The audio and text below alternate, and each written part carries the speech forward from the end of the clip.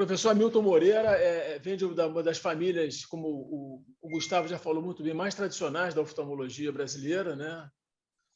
Uma família que tem uma longa história de contribuição, de liderança, de qualidade técnica, de excelência na oftalmologia. Então, além disso, eu tenho a sorte, né, de ser amigo dele há décadas, né? Embora ele seja muito mais novo que eu fui amigo dele, ele estava no bercinho ainda.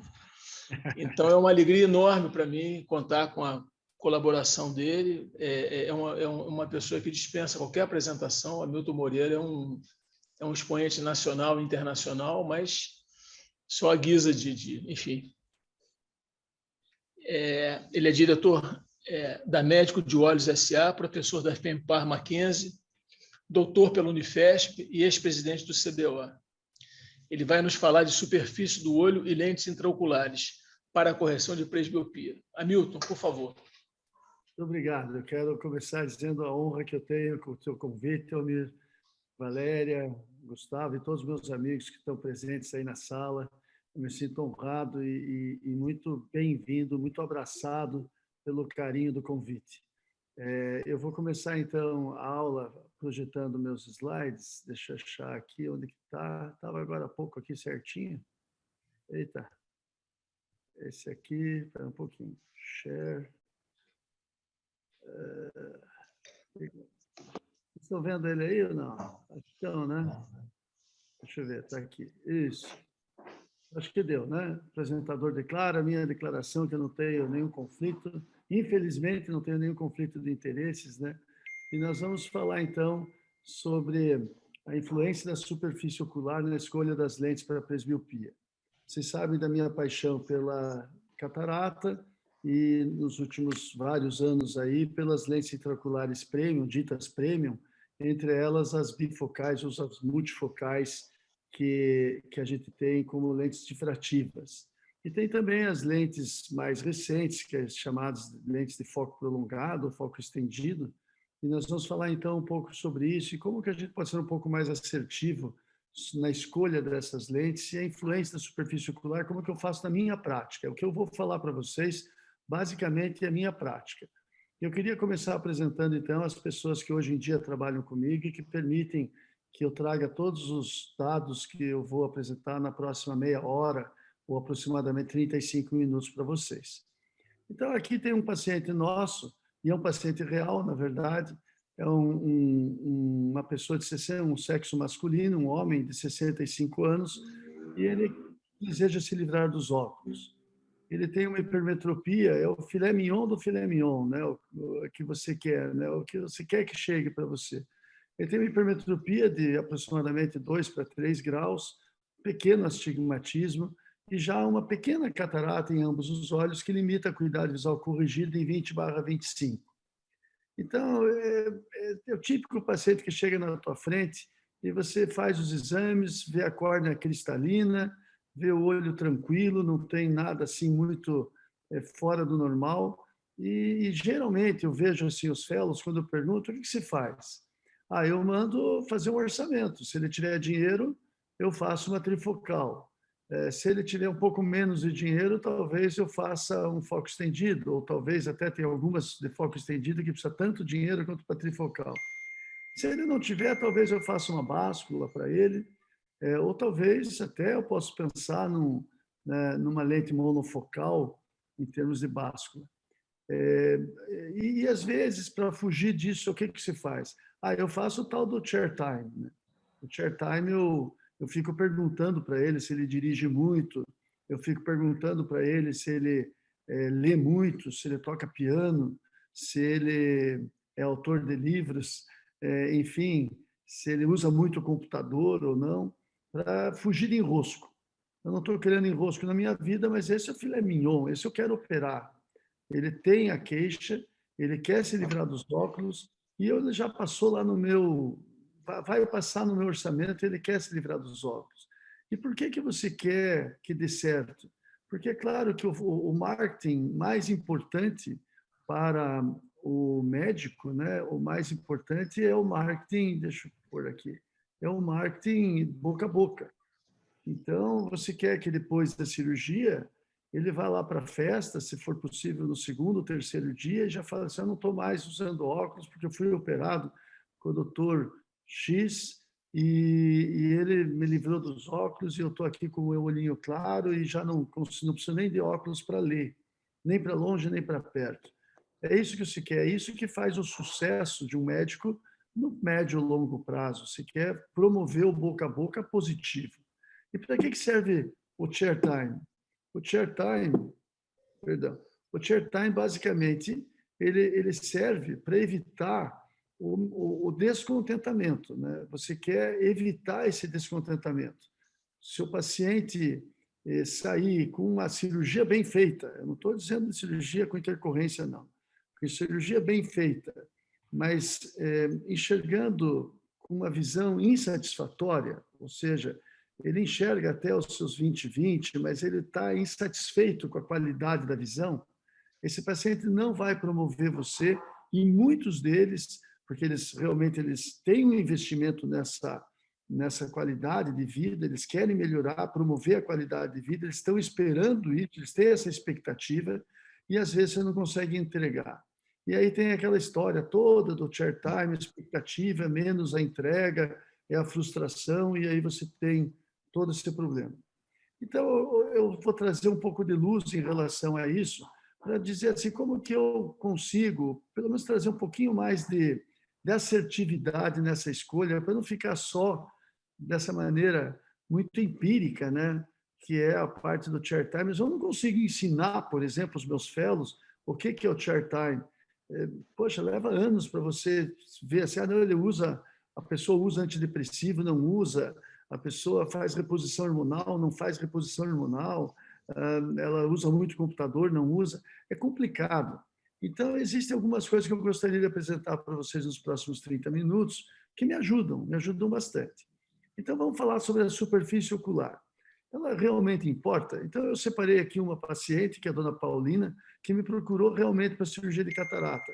Essa paciente, na topografia, ela apresentava essa irregularidade em ambos os olhos. E, realmente, na lâmpada de fenda, a gente notava realmente um quadro de meibomite, um quadro de olho seco evaporativo, assim, bastante significativo. Mas ela passou, então, pelo tratamento, a gente tem aqui aquela luz pulsada, nós fizemos a luz pulsada, corticoide em forma de pomada, fizemos também lubrificantes, é claro, doxiciclina, geralmente que eu faço via oral para alguns pacientes, que não são muito velhinhos, eu faço, e num prazo de mais ou menos um mês, o que aconteceu com ela foi basicamente isso. Ela mudou a magnitude do astigmatismo dela em 2 dioptrias nos 2 olhos. De 4 e pouco no olho direito foi para 1 e pouco, no olho esquerdo de 3 foi para 1. O valor de K mudou em 2 dioptrias praticamente nos 2 olhos, ou seja, o valor de K que você vai inserir na fórmula é só um número. Você não insere nem 2 números, na verdade você insere o average. O segundo número só serve se você for escolher uma lente tórica. Então, veja a mudança que teve com o tratamento. E isso é basicamente para convencer aquelas pessoas que acreditam que o olho seco e a superfície ocular importa pouco. Importa muito na escolha da lente e no manejo desse paciente. Agora vamos ver um pouquinho mais como que isso influencia na escolha da lente intraocular. Essas são 2 lentes intraoculares que eu uso bastante. Do lado esquerdo, uma Panoptique histórica, do lado direito, uma Haiwan trifocal. Eu gosto muito dessas lentes e elas são difrativas, como todas as lentes multifocais hoje em dia que estão no mercado. Né?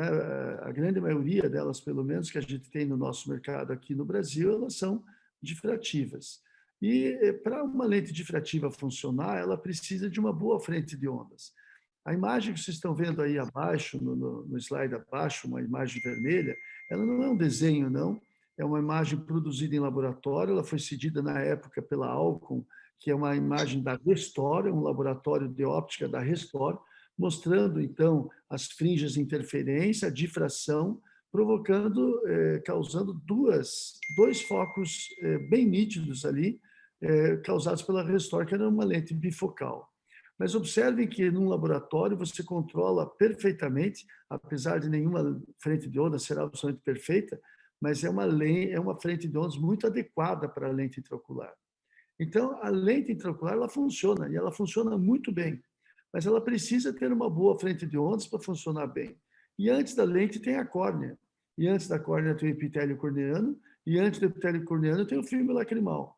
E vocês têm que lembrar que não é muito claro por quê, 10% dos pacientes, mesmo aqueles que não têm olho seco, eles podem desenvolver olho seco após a cirurgia. E realmente é desagradável. Todos nós temos. Quem já fez lente em número suficiente, tem aquele paciente que, quando pinga o lubrificante, durante alguns segundos, fala assim: doutor, eu enxergo muito bem depois do lubrificante, mas fica ali alguns segundos e logo depois volta aquela qualidade de imagem desagradável. Então, o olho seco realmente influencia na frente de ondas. E vamos ver, então, um pouquinho mais sobre isso. Como que, então, a gente procede lá? A gente percebe que a superfície ocular é a segunda causa mais frequente de insatisfação com as lentes difrativas. Existem inúmeros estudos. A primeira causa são as ametropias residuais, ou seja, o paciente fez a cirurgia e fica lá com mais 0,75, menos 0,75, astigmatismo de 1 grau. O paciente não suporta essa pequena residual, ametropia residual. Mas o que acontece é que as dificuldades de medir o valor de CAC costumam ser relacionados com essa dificuldade de biometria. E, é lógico, a posição da lente dentro do olho. Mas a dificuldade de biometria com os valores de K, a gente percebe de um aparelho para o outro mudando o meio de dioptria. E essa pequena mudança pode ser a causa de uma escolha inadequada, não só do tipo da lente, mas o que eu estou falando aqui é da dioptria da sua lente. Então, antes eu vou falar sobre a dioptria e, portanto, eu vou refrasear. E eu vou colocar que a superfície ocular são a primeira causa de insatisfação com as lentes difrativas.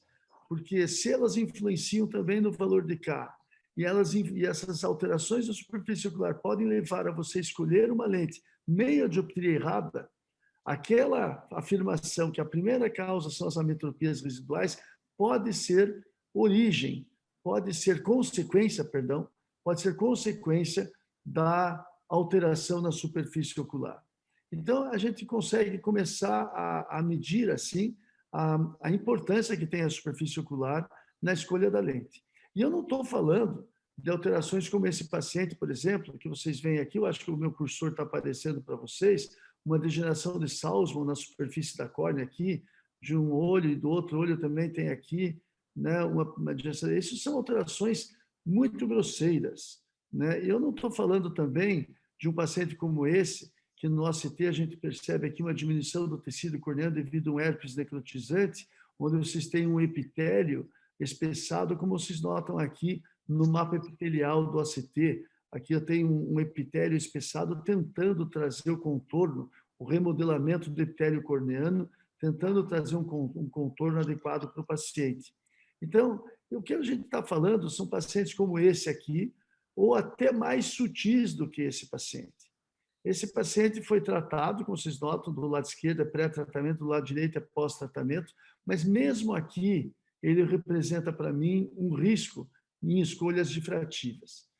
Como que a gente faz, então? Qual que é o meu raciocínio em relação a isso?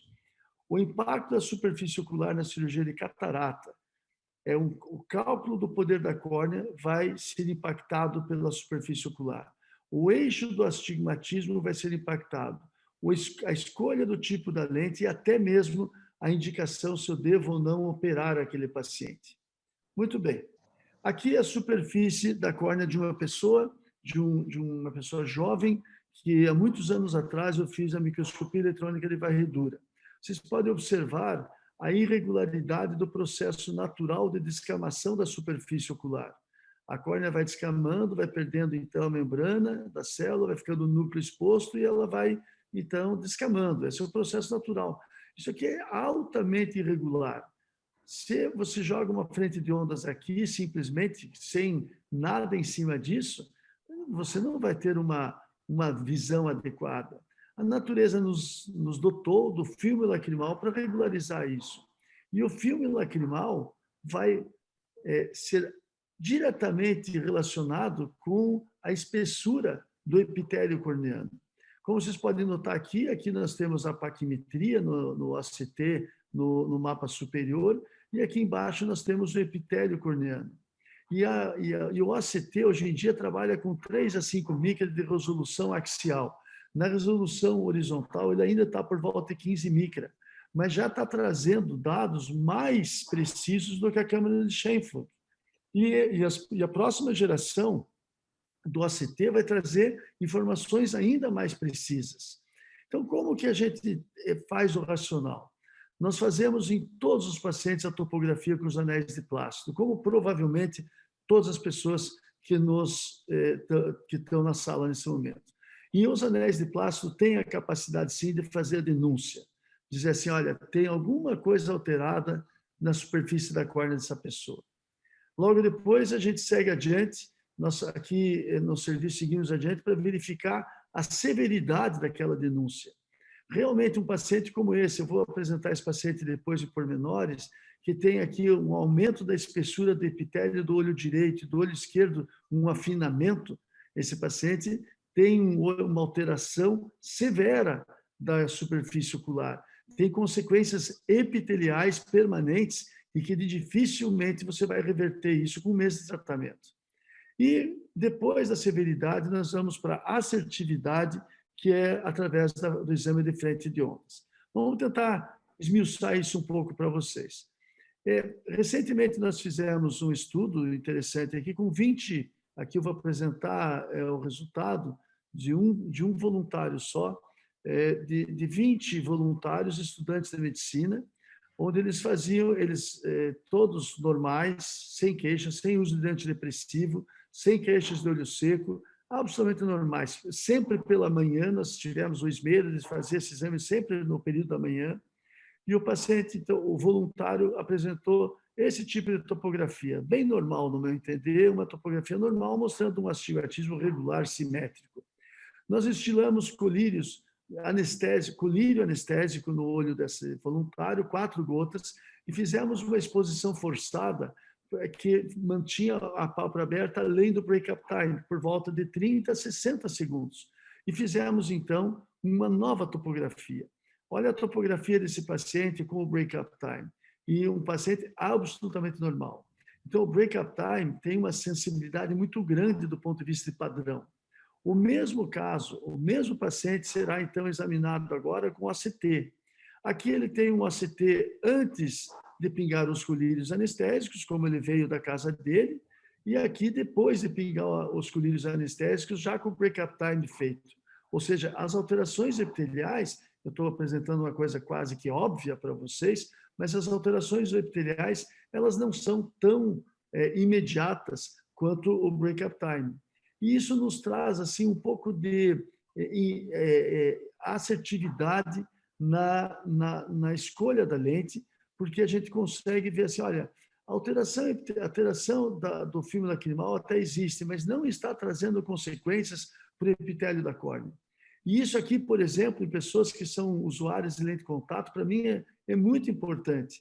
Pessoas que, olha, eu uso lente de contato, quanto tempo tem que ficar sem a lente de contato para fazer a biometria, quanto tempo tem sem a lente de contato para fazer até mesmo uma cirurgia refrativa, esses são dados que a gente tem cada vez valorizado mais para responder esse tipo de dúvida. Esse é um paciente, é o paciente que eu apresentei no início da nossa exposição, que ele foi examinado no dia 19 de fevereiro de 2021 com esse tipo de epitélio, uma paquimetria normal e esse tipo de epitélio. Existe aqui um afinamento epitelial muito grande, típico do olho seco crônico. E depois de tratado, é o mesmo olho direito, do mesmo paciente. Aqui tem a data, está difícil para ver, mas está aqui, desculpa, 19 de fevereiro, eu pus ali embaixo. E aqui, 2/3, ou seja, 20 dias depois de tratamento, continua com um afinamento menor, é claro, e nós fizemos intensamente o uso do colírio lubrificante. E esse paciente tem essa refração, é aquele que nós mostramos no início. Eu não me senti seguro para fazer uma lente difrativa nesse paciente. E eu fico muito feliz hoje em dia, olhando para trás, porque ele piorou em relação a esse quadro aqui, depois de um tempo, e caiu a visão dele, e ainda bem que eu não coloquei uma lente difrativa multifocal nesse paciente. O OCT foi esse exame que está aqui na tela, um caso real, e foi o OCT que me livrou de um paciente reclamando e que talvez até eu tivesse que depois fazer plug lacrimal, ou então, até, quem sabe, trocar a lente para uma lente monofocal. Essa é uma outra paciente que nós também contraindicamos as lentes multifocais, porque olha a espessura do epitélio dela. Ela não tinha herpes, não tinha nada, simplesmente tinha uma blefaroconjuntivite crônica por meibumite. E veja que no outro lado, ela tem um afinamento quase que difuso do epitélio corneano. Aqui ela tem um espessamento, e isso mostra que não é uma boa candidata também para lentes multifocais. O importante é lembrar que quando a irregularidade é causada, desculpa, não é irregular, quando as alterações são causadas por um astigmatismo regular, quando a córnea é alterada por um astigmatismo regular, o epitélio corneano não sofre nada. O epitélio corneano é normal num astigmatismo regular, desde que a córnea seja bem lubrificada. Então, astigmatismos regulares, córneas normais, bem lubrificadas, têm um OCT normal. E isso nos traz segurança, porque quando o OCT está normal, nós temos mais segurança de seguir adiante com uma lente multifocal. O OCT anormal é uma bandeira de alerta para a gente hoje em dia. Então, o que nós definimos até agora dessa palestra, dessa exposição que eu estou fazendo para vocês? Que a superfície, pelo menos que eu acho que eu consegui passar. A superfície ocular importa muito. Ela influencia no valor do K. Ela influencia na acuidade visual de Snelling. Ela influencia no poder esférico da lente intraocular e na toricidade. O ACT de epitélio da córnea pode identificar o paciente que terá uma má performance visual. Eu acho que existe uma coisa chamada fator preditivo positivo e o fator preditivo negativo de um teste. Então, a gente está usando, nesse momento, o OCT como um fator preditivo para o insucesso da lente se ele estiver alterado. Não sei se vocês conseguiram entender. Não é um método diagnóstico, dizer, esse vai funcionar ou esse não vai funcionar. É simplesmente uma ajuda para você ser mais assertivo na escolha das lentes intraoculares. Mas algumas pessoas podem dizer assim, não me convenceu ainda. Existem casos limítrofes, tenho dúvidas em alguns casos. Claro que a gente vai ter dúvidas. E é isso que a gente vai tentar, então, a partir de agora, falar. Veja bem, aquele próprio paciente que eu apresentei, do sexo masculino de 65 anos, que está aqui, é um caso que poderia ter uma boa performance com os livros difrativas multifocais. Eu, sinceramente, não saberia dizer nesse momento. Talvez, se eu mantivesse o colírio lubrificante, essa córnea teria ficado melhor e eu tivesse usado uma lente difrativa. Mas depois eu posso afirmar, porque eu acompanhei esse paciente, e ele desenvolveu uma piora desse quadro, e eu fiquei muito contente de não ter colocado a lente difrativa. Mas vamos pensar, vamos fazer como hipótese que agora esse paciente ainda não foi operado, como que a gente pode ter um pouco mais de dados? Então, uma das coisas que eu apresentei inicialmente seria a gente ter uma assertividade através do exame de frente de ondas. Existem 3 aberrações de alta ordem que devem ser valorizadas. As aberrações esféricas, o coma, especialmente o coma, e o trefoil. Essas aberrações, quando elas são na córnea, elas podem alterar depois a performance da lente intraocular, que precisa de uma frente de ondas normal. Então, só para voltar bem ao básico, todos sabem isso, mas é só para colocar todo mundo no mesmo ponto. Isso é uma lente ideal, que ela não existe, né? Uma lente esférica ideal, ela não existe. O que existe, claro que fazendo uma coisa maior do que o normal, na medida que o raio luminoso vai mais para a periferia, nós temos um foco mais próximo, portanto, nós temos uma aberração esférica. E a aberração coma é uma aberração ainda pior, porque ela é chamada de off-axis, né?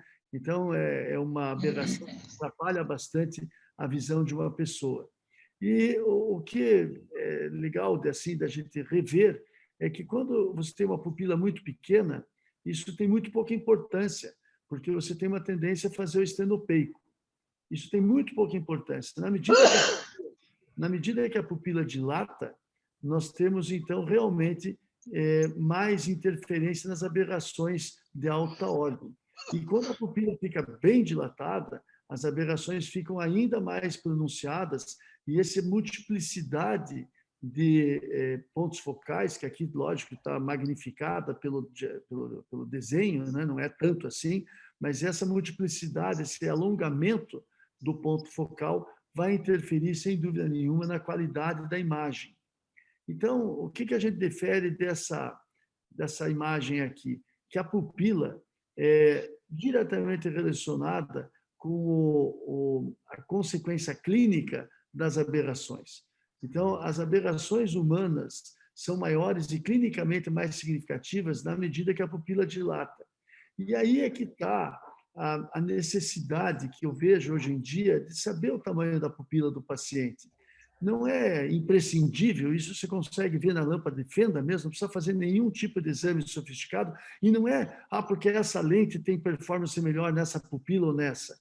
É porque a alteração de frente de ondas da córnea vai interferir muito na performance de qualquer lente difrativa, se for uma pupila grande e se, coincidentemente, a pessoa tiver uma aberração de alta ordem na córnea, é bastante pronunciada. Então, aqui também é um trabalho já antigo nosso, aqui é o Dr. Otávio, que fez a tese dele, onde ele percebe, onde ele provou que a aberração esférica, ela aumenta com o envelhecimento aqui, a idade do paciente, e realmente se nota que a aberração vai aumentando aqui com o envelhecimento. Mas esses pacientes aqui em cima, ó, o que eu queria chamar a atenção são esses 7, 8 pacientes que estão aqui, com uma aberração esférica acima de 0,5. Está vendo? Esses pacientes aqui são pacientes que têm 20/20. Todos eles, nessa tese aqui, tinham 20/20 de visão. Esses pacientes, provavelmente, se você puser uma lente difrativa, são pacientes que podem incomodar. A não ser, claro, nesse caso aqui, a pupila que a gente usou era uma pupila de 6,5 milímetros, se não me engano, para fazer esse trabalho. E, portanto, o ideal é que a pupila seja a pupila fisiológica do paciente. Então, existem vários aparelhos para medir as aberrações de alta ordem. Eu acho que vocês conseguem notar aqui. Esse é um Galilei e que tem aberração de alta ordem de 0,77 esse paciente. 0,77 é uma aberração significativa. Eu gosto muito desse aparelho, que nós temos esses dois para utilizar, porque esse aparelho me dá, aqui o Galilei me dá a aberração de 6 milímetros, mas esse aparelho me dá a aberração da pupila do próprio paciente, que nesse caso aqui é uma pupila de 5 ponto alguma coisa, que eu não consigo ver aqui, a pupila dele não está 5,91, né, que é a pupila mesópica desse paciente. Então, essa aberração que eu estou vendo aqui é da pupila dele de verdade, ou seja, do próprio paciente, então eu fico com mais segurança em dizer que é ou não significativa para aquele paciente. Aquele aparelho também me dá o que a gente chama de point spread function, onde a gente pode dizer assim, olha, a córnea desse paciente tem uma aberraçãozinha, mas a parte interna é muito maior e, portanto, você pode ter mais tranquilidade em operar esse paciente ou não. Esse tipo de exame, ele basicamente seria traduzido clinicamente pela sensibilidade de contraste. Eu acho que todos vocês já viram esse tipo de charts, né? Ou seja, você pede para o paciente, esse está para a direita, esse para a direita, esse é reto, esse é à esquerda, esse eu não sei, e você vai, então, construindo uma curva que é a sensibilidade de contraste. Isso pode ser ajudado por um aparelhinho muito simples chamado Brightness Acuity Test.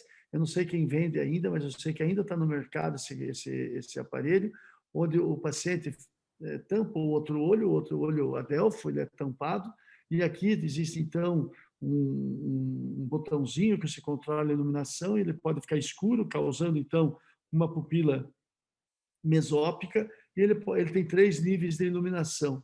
E com isso você pode também ver o impacto, então, da iluminação e do tamanho da pupila na sensibilidade de contraste. E isso acaba ajudando, mas é um pouco complicado você ficar interpretando esses testes, interpretando esses gráficos. Aí você vai ter um gráfico para cada quantidade de iluminação dessa, e não é simples você interferir isso como um número. E é muito mais fácil, então, a gente pegar um número como esse aparelho, que dá, então, um número aqui, que você tem as aberrações de alta ordem totais, as aberrações da córnea e as aberrações internas, se diz assim, isso aqui é uma aberração muito baixinha, a gente pode seguir adiante, bem menor do que aquele limite de 0,5, 0,6 que os trabalhos estão sugerindo. Então, quando a aberração de alta ordem na pupila mesópica é acima de 0,5 dioptrias, a gente tem isso como um sinal de alerta, como segundo sinal de alerta. A gente usa, então, nós usamos o ACT para cuidar do epitélio e depois as aberrações para trazer um pouco mais de assertividade para a gente. Quais são as mensagens desses 30 minutos de exposição que eu fiz para vocês? Eu prometi que eu ia fazer mais uns 30 minutos, acho que deu certo. Superfície ocular tem grande importância na cirurgia de catarata atual. É fundamental, você não pode simplesmente com os anéis de plácido, simplesmente com a lâmpada de fenda. É claro que você precisa daquilo também. Ninguém está dizendo aqui que você não precisa olhar com a lâmpada de fenda, olhar a margem da pálpebra, olhar o break-up time. É muito importante essa semiologia que todos nós temos. É importante, sim, você conversar com o paciente, mas os anéis de plácido, eles são muito importantes, mas não são suficientes. Eles são úteis naquela denúncia, são muito úteis naquela denúncia. O OCT de epitélio da córnea pode ser decisivo na contraindicação de lisos difrativas trifocais. Quando o OCT tem essas alterações, como esse paciente, hoje em dia, as lentes intraoculares que são de foco estendido, mas não têm anéis, que utilizam as aberrações, são a minha preferência. E quando nós temos o conhecimento de aberrações da córnea, que são aberrações de alta ordem e acima de 0,5, eu também tenho uma certa dificuldade em seguir adiante com as lentes trifocais, porque eu quero o meu paciente falando bem de mim no pós-operatório e não aquele paciente insatisfeito o tempo inteiro. Essas são as mensagens que eu queria trazer para vocês. E outra vez, o meu sincero e muito querido, muito obrigado para vocês, porque realmente eu me sinto honrado de estar, deixa eu stop share aqui, eu acho que eu já fiz stop sharing, né, da coisa, eu me sinto honrado de estar aqui nessa sala com vocês hoje e estou, obviamente, pronto para discutir, para conversar com vocês sobre essa paixão que eu tenho hoje em dia de avaliar a superfície ocular e usar esses dados trazidos por esses equipamentos para diminuir um pouco aquele empirismo na escolha de uma lente, se você vai colocar uma difrativa, uma lente de foco estendido ou uma monofocal. Basicamente é isso, Almir. Enfim, acho que eu trouxe aí dados suficientes para uma boa discussão, né, Valéria? Não sei se você concorda Sem comigo. dúvida. Vamos Sem abrir dúvida. Hamilton, muito obrigado.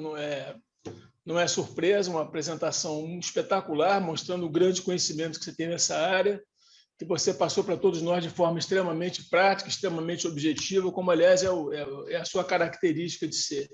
Você é um cara objetivo, você não faz rodeios. Então, Valéria, dá uma olhada aí se já tem alguma pergunta para o Hamilton. Eu queria fazer uma pergunta para ele. Você diria assim, que hoje em dia, em termos de correção de presbiopia, qual é a percentagem em que você coloca lentes difrativas? Quer dizer, aí eu estou incluindo também, se você me permite, como correção de presbiopia, uma mini monovisão, vamos dizer. Qual seria a percentagem? Eu diria para você que eu estou mais ou menos em 30% das difrativas, por aí, viu, Amir? Eu vou até, você me colocou aí um questionamento bem legal de eu levantar aí, mas eu acho que é mais ou menos isso. A cada 4 cirurgias, a quatro pacientes, um faz difrativa. Eu gosto muito, eu sou de uma época que eu sempre fiz a monovisão, então qualquer bobagemzinha eu gosto. E hoje em dia eu estou entusiasmado com essas lentes que na verdade é uma monovisão avançada, uma monovisão modificada aí, que são essas lentes de foco estendido baseados na aberração, ou na aberração negativa, como é da Johnson, ou na aberração positiva, que é da Raiwan, da Adapt, que a Adapt vende, que é da Raiwan, a inglesa. Né? A foco estendido da Alcon, eu tive algumas dificuldades e ela fica muito próxima da difrativa. Então, eu prefiro, quando eu chego nesse ponto, e também a parte financeira acaba influenciando, então eu estou participando de um time que é minoria, onde não gosta muito da foco estendido da Vivit, mas paradifrativa, multifocal, aquela que, né, que a gente sabe quais são, que tem os anéisinhos, e todo, esse é mais ou menos 25% a 30%, eu acho que dos meus pacientes fazem essa lente. Perfeito. Valéria? Por enquanto, a gente não tem pergunta. Não, já chegou a uma pergunta da Leila Dyer. Você indica com frequência no pré-operatório tratamento de bordas palpebrais com luz pulsada ou radiofrequência? A gente tem a luz pulsada, eu sou um fã da luz pulsada, ela é bem legal, ela ajuda bastante, ela acelera o processo, mas o que a gente tem notado é assim, o paciente que tem uma alteração mais significativa, ela ajuda, mas ela não é suficiente para colocar uma lente difrativa. Ela ajuda muito na qualidade da visão, ela ajuda muito para colocar uma lente de foco estendido, mas para chegar a tal ponto que eu tenha segurança para colocar uma lente difrativa, só se o paciente realmente for aquele, olha, ele estava negligenciado e agora ele realmente ele mudou o status dele. Mas eu uso bastante, eu não faço isso de rotina, eu faço quando eu encontro uma mebumite significativa e quando tem as alterações de superfície que eu acabo de mencionar. Ok. Eu tenho uma pergunta rapidamente. Você suspende a lente de contato gelatinosa uma semana antes e a rígida 30 dias antes de fazer a medida? É esse Então, o teu tempo? isso serve, inclusive, para os pacientes que me procuram para Excimer, sabe? E, hoje em dia, eu estou cada vez mais confiando nesse aparelhinho. Outro dia, apareceu uma pessoa, sabe essas pessoas que não usam óculos de jeito nenhum, né? Tem umas pessoas que nem têm óculos, né? Só tem a lente de contato, né? E Valéria, veio uma moça assim, desse jeito, e usuária de lente de contato há anos, e eu fiz o ACT perfeito. Mas perfeito, o epitélio dela perfeito. Aí eu fiz todos os testes, olhei, virei a pálpebra dela, lógico que tinha as papilinhas lá típicas, mas a biomicroscopia normalzinha. Falei, sabe o quê? Separa a lente de contato 2, 3 dias e eu vou te operar. Né? Isso eu estou dizendo do Excimer. Né? A biometria eu acho que eu faria a mesma forma. Eu tenho poucos pacientes que vêm usando lente de contato para fazer biometria e fazer lente intraocular, mas eu acho que no momento que eu tiver uma facorefrativa pura, eu uso lente de contato não por ceratocone, né? não por uma córnea irregular, eu uso por uma metropia simples, e eu quero fazer uma biometria para seguir adiante com uma lente intraocular, uma facorefrativa, eu acho que eu vou ponderar da mesma maneira que eu ponderei com essa paciente. Eu não teria assim muito medo, ainda mais eu tenho certeza que o Rio de Janeiro é igual, que Curitiba é cidade pequena, mas de vez em quando chega pessoas do interior que chegam para operar no dia seguinte, né? Eles vêm na segunda para operar na terça ou para operar na quarta. Então, são pessoas que, quando eu faço o exame e vejo que está muito perfeito, esse exame, Valéria, eu vou reiterar, quando está alterado, é um opa, ei, estou aqui. Mas quando dá muito redondinho, ele realmente fala assim, olha, segue adiante, que isso aí é redondinho, é filé mignon, pode seguir adiante. Eu acho que a biometria eu não teria medo de seguir, com poucos dias de retirada da lente. Ok. Vamos ver se mais alguém tem alguma pergunta. Gustavo, uma pergunta para o nosso amigo, Gustavo. Liga o som aí, ó. Acho que vale a pena, antes do Gustavo falar, vale a pena falar sobre diabéticos também. O diabético, ele tem, o diabético assim de longa data, né, que especialmente o pessoal que usa insulina, eles às vezes fazem uma membrana basal dupla e eles às vezes nem têm assim um olho seco propriamente dito, assim com break-up time alterado, mas eles são pessoas que hoje em dia eu tenho olhado com mais cuidado, porque não tem nada no fundo do olho, eu fiz um ACT de mácula, está maravilhoso. Mas você viu a superfície ocular desse paciente? Porque, poxa, quantos de nós não temos o paciente que fez a difrativa, a lente multifocal, a cirurgia está perfeita, e ele chega e fala, mas doutor, a qualidade da minha visão não é boa, não é nítido, eu vejo as letras lá na frente, eu passei no Detran, o senhor me disse que eu tenho 20/20, mas eu não estou satisfeito, dá um negócio na jeito aqueles pacientes. Eu acho que é isso que eu estou tentando fugir com tudo que eu tentei mostrar hoje. Diga, Gustavo. O Gustavo colocou uma boa pergunta aqui. Qual equipamento de OCT, doutor Hamilton, que você utiliza? Nós temos dois. Nós temos o Topcon, que agora me fugiu o nome, e o OptoView da Zimmer, né? O OptoView é o que mais eu uso e que serve melhor para epitélio corneano. Eu acho que o OptoView está cada vez melhor, está trazendo agora softwares específicos para a córnea. Eles lançaram agora recentemente um aparelho que faz só o segmento anterior e cada vez mais nós vamos ver esses aparelhos com software para identificação de ceratocone, inclusive para biometria, para outras coisas. O OCT é uma modalidade de exame, uma tecnologia que está só começando entre nós, né? Porque, por exemplo, a resolução de 1,2 micra está entrando no mercado provavelmente daqui uns 2 anos. É quase um histopatológico. É quase um histopatológico em vivo, né? O paciente, né, consegue, você vai conseguir dados que até então a gente não conseguiria, mas não consegue hoje em dia. Então ele vai ter e os softwares cada vez mais claros para a gente examinar a córnea desses pacientes. Então é isso, mas o OptoView é muito bom. Eu acho um aparelho bem legal. A gente tem alguns aqui distribuídos nas clínicas aqui. Tem uma pergunta da doutora Luciana Albuquerque. Nos pacientes míopes, qual ali o multifocal mais indicada? Então, o míope que enxerga bem, né? O míope que tem 20 menos, o míope que tem 20/25, tem que tomar muito cuidado. Míope de 2, 3 graus, então, eu até hoje, eu tenho 37 anos de formado, até hoje eu não achei uma pessoa que entendesse que o míope não enxerga bem para perto. O míope enxerga bem para perto quando ele tira os óculos.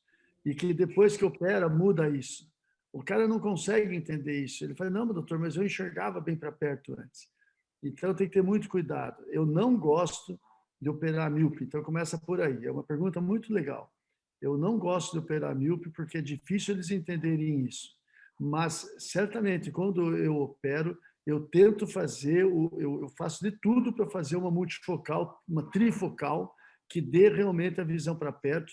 E, sinceramente, eu escolho a primeira negativa desses pacientes, porque eu prefiro eles com um pouquinho de miopia residual e com uma visão razoável para perto, do que eles falando assim, doutor, estou enxergando para longe, legal, mas para perto eu perdi minha visão para perto, que era tão nítida antigamente.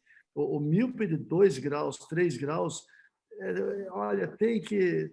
O Homero Guzmão de Almeida fala assim, o chair time é o oposto. Eles têm 20 minutos para me convencer a operá-los, sabe? É mais ou menos assim. Olha só, temos uma pergunta da doutora Gisela Garcia. Casos sutis de distrofia de membrana basal em pacientes idosos com catarata, qual a sua conduta? Remodelamento da superfície sempre? Eu tenho esses pacientes, tenho pacientes que apresentam alterações suficientes para a gente fazer o Excimer. Eu acho que o remodelamento de superfície que ela quer dizer é o Excimer na membrana basal, que você faz um Excimer para tratar essas alterações, e melhora, e depois disso dá para a gente pensar sim na multifocal nesses pacientes. Mas não faça o oposto, ou seja, não, eu vou fazer uma multifocal nesses pacientes porque não é uma alteração muito grande. Essas alterações, quando elas são facilmente identificáveis, que você consegue até ver na lâmpada de fenda, elas alteram bastante a qualidade da córnea, da frente de ondas que passa pela córnea, e, portanto, eu não gosto de usar multifocais difrativas nesses pacientes, não. São pacientes, no meu entender, hoje em dia, ideais para essas lentes monofocais de foco estendido, se é que eu possa... Eu acho que não tem uma nomenclatura adequada para elas ainda, mas são... como é que tem uma moça que fala aqui, que é a bombada? Não, ela fala turbinada. É uma monofocal turbinada.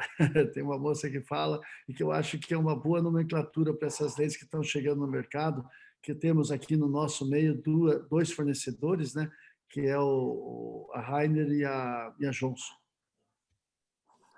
Tem outra pergunta do Gustavo.